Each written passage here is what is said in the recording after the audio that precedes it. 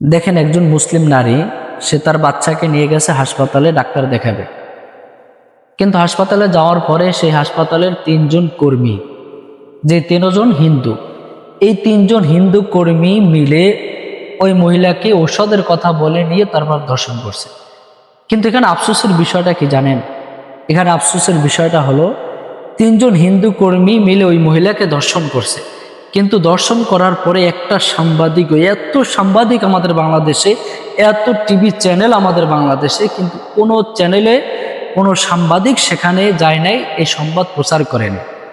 কিন্তু আফসোসটা তখনই লাগে যদি কোনো আলেমদের ব্যাপারে সন্দেহ হয়, এরকম করার কথা যদি কেউ অভিযোগও করে, করুক অথবা না করুক, হাজার হাজার সাংবাদিক, হাজার হাজার টিভি চ্যানেলের লোকেরা সেখানে গিয়ে চারদিক থেকে পিঁপড়ার মতো ভিড় করে থাকে, এরপরে এই সংবাদ প্রচার করতে থাকে।